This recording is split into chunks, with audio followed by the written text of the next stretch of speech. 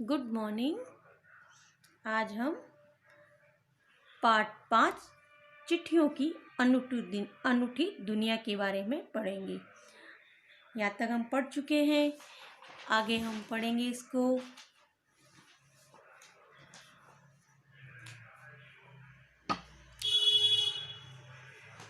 पिछली शताब्दी में पत्र लेखन ने एक कला का रूप ले लिया। किसका रूप ले लिया? एक कला का। डाक व्यवस्था के सुधार के साथ पत्रों को सही दिशा देने के लिए विशेष प्रयास किए गए। पत्र संस्कृति विकसित करने के लिए स्कूली पाठ्यक्रम में पत्र लेखन का विषय भी शामिल किया गया।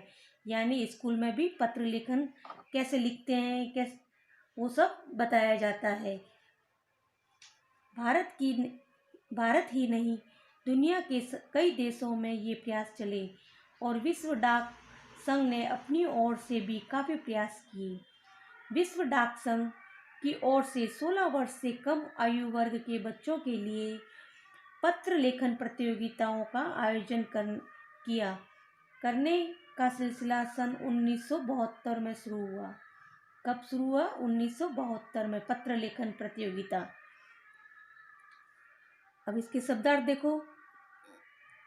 विशेष यानी खास, प्रयास यानी कोशिश, आयु वर्ग यानी आयु वाले, खास तौर पर यानी विशेष रूप से, सिलसिला यानी क्रम, पत्र संस्कृति यानी पत्र लिखने को बढ़ावा दिया जाना।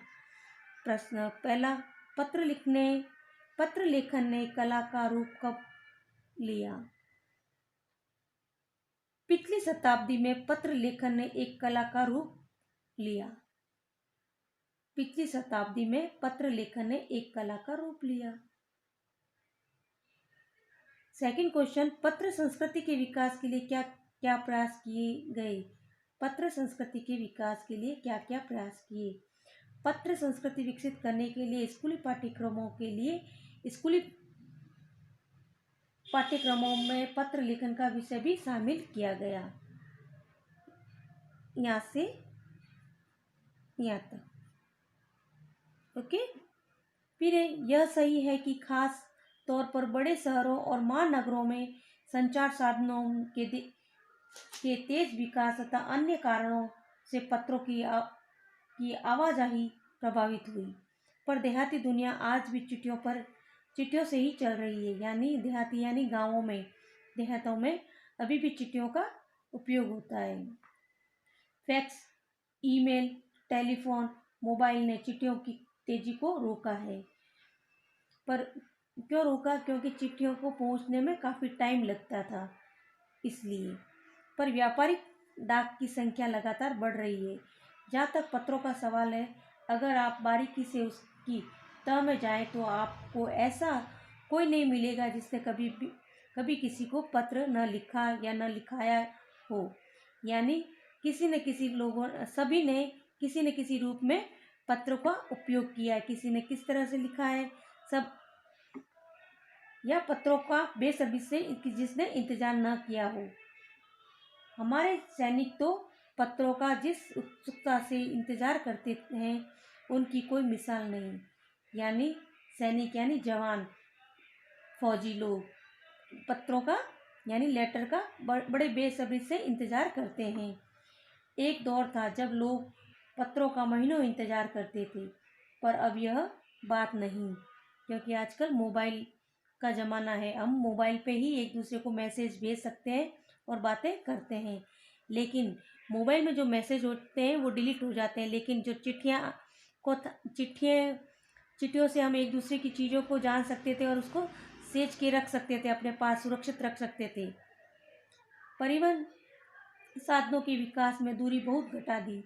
पहले लोगों के लिए संचार का इकलौता साधन चिट्ठी ही थी, पर आज और भी साधन विकसित हो चुके हैं।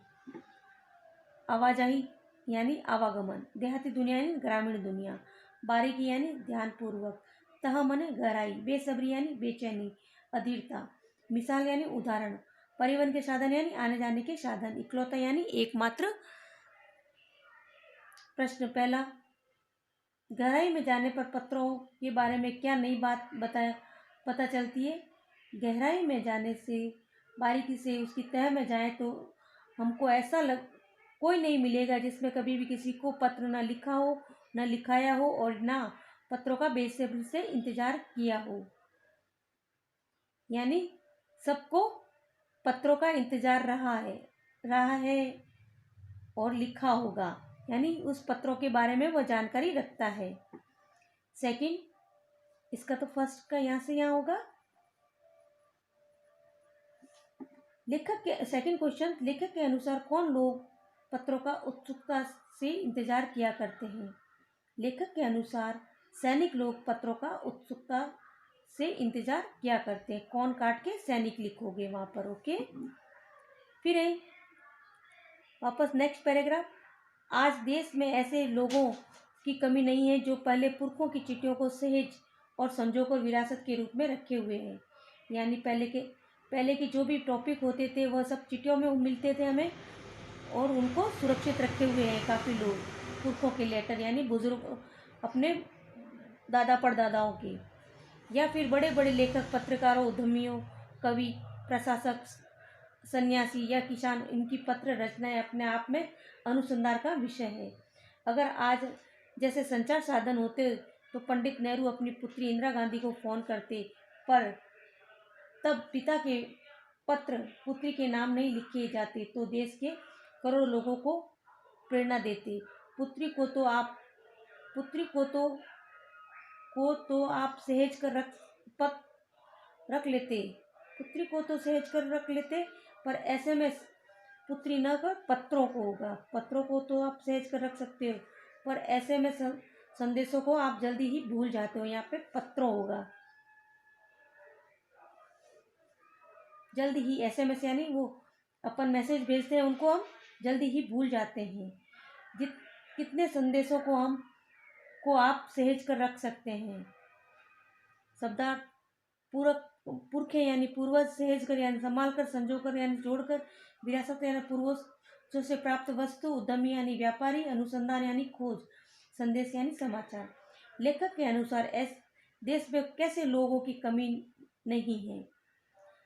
लेखक के अनुसार आज देश में ऐसे लोगों की कमी नहीं जो पुरखों की चिट्ठियों को सहेज कर या संजोकर विरासत के रूप में रखे हुए हैं। यहाँ से यहाँ तक फर्स्ट लाइन में, ओके। फिर किन के पत्र अनुसंधान के योग्य है? बड़े बड़े लेखक, पत्रकारों, उद्यमी, कवि, प्रशासक, सन्यासी या किसान, इनकी पत्र रचनाएं अपने आप में अनुसंधान का विषय है। यहाँ से यहाँ तक, ओके। आज हम यहाँ तक ही पढ़ेंगे। ये इनके शब्दार्थ 1 2 3 शब्दार्थ करने हैं, और 1 2 2 4 2 3 6 आपको क्वेश्चन आंसर और शब्दार्थ करने हैं, ओके। शब्दार्थ और 6 प्रश्नों